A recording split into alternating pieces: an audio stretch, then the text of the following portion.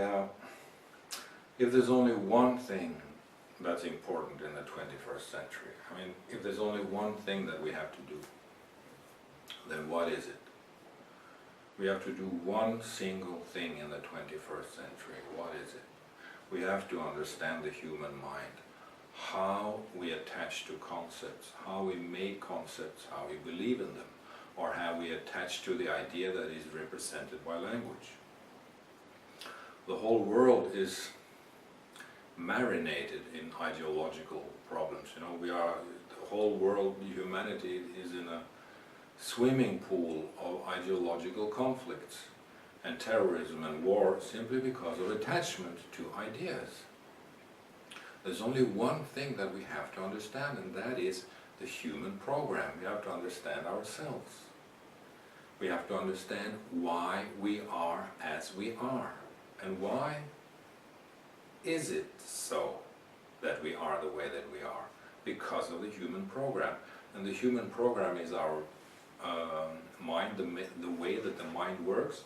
And why is the mind the way that it is? Well, because of the brain, because of all the neurological and electromagnetic, and because of all the chemistry and all the physics, the particle physics and chemistry, which is the same thing. Chemistry is, after all, physics, particle physics too. So everything is about the brain, but it doesn't matter what the brain is, because we don't need to understand that. What we need to understand is how the mind works. Why do we attach to ideas? What is the process of the mind, of the human program? It's 3 steps: perception, conception, and attaching to concepts. Perception, all right, I perceive something. I can see you, you know, I can see something in this world. I have perception, I can see something. Then I conceive. I start to make a conception about what I perceive, right? So I go from perception to conception. That is the natural way of the mind. And then, at the end, I make an idea, a thought, and I attach to that. And then I start to act. Then I start to walk around, or I kill people, or I blow myself up in a suicide bombing attack, or whatever. You know, the world is full of ideological conflicts and terrorism because we attach to ideas. And we don't understand, and we don't accept that language is just a language. Language is a libretto, you know. It's an instrument for us to communicate. But language is not the world. Language is an instrument with which we can express our experience with the world, our conception of the world. We can use it in our way to organize things and ourselves and understand ourselves. I mean, language is a tool that a scientist uses in his laboratory, and the human being is the scientist, and the laboratory is the life of the human being. So we need to understand that.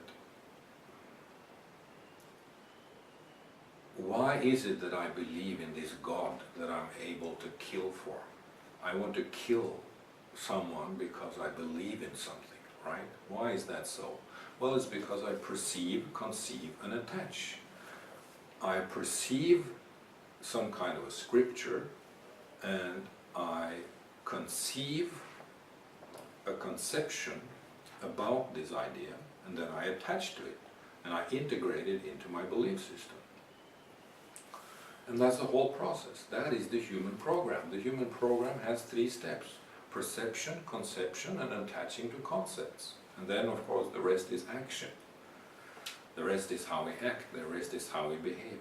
We can explain the psychological situation or of the human being in detail, but it really doesn't matter. What matters is to understand, why is it that we attach to concepts? Well, because that's the way the mind works.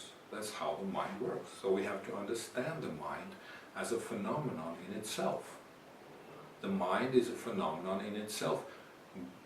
within which we live our lives. We act and we communicate within this mind.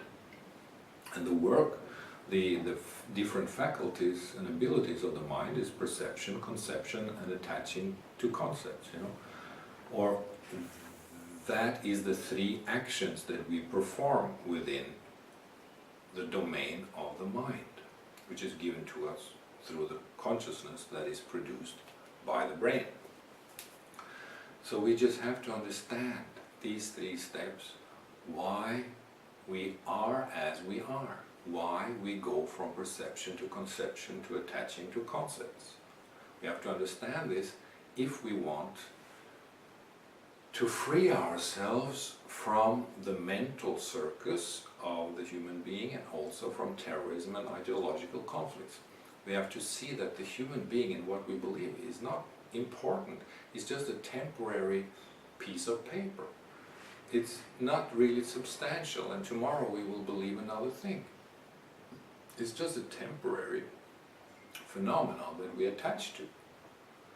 We live within the mind, we are not the mind itself. The human being is not the mind, but we live within the mind, and the mind is the domain within which we communicate and constitute our life as communicators and as actors.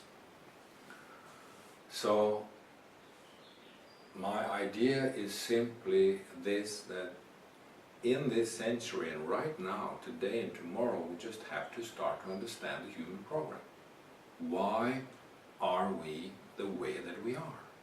Because of the way the mind works. We go from perception to conception to attaching to concepts.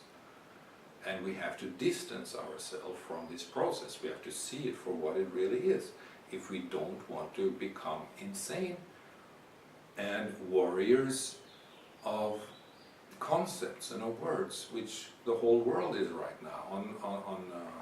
On the most serious level, you have all kinds of religious extremism and murder and conflicts, and on another level you have a blind, more or less capitalist system, or a system of production that is founded in the same cycle of perception, conception, and attaching to concepts. So what we need is to see the process for what it really is and liberate ourselves from it, free ourselves from the bondage of this process, see it for what it is, and live as people who can see themselves, that we are a humanity, that I am a human being that understands myself. I understand the way that I am, and I understand why I am that I am. I understand why it is that I have to be the way that I am, simply because of the human program, simply because of the way the mind works. So we have to distance ourselves and see ourselves in the mirror before we commit acts that are really not appropriate, and that which will not help us to make a beautiful and clever world, you know, full of science that we need, full of culture that we need, full of wisdom and knowledge that we need. So we need knowledge about knowledge, and knowledge about knowledge means knowledge about how we produce knowledge, and knowledge about how we produce knowledge means knowledge of ourselves. It means knowledge about the human program. It means knowledge about how we go from perception to conception to attaching to the product of the idea that we make ourselves in relationship and in cooperation with language. Mind and language, it's only that. Mind and language and concepts, and we have to be careful with this process if we want to improve global world society, which we simply just have to do. We have to improve global world society, and we have to start now. Really.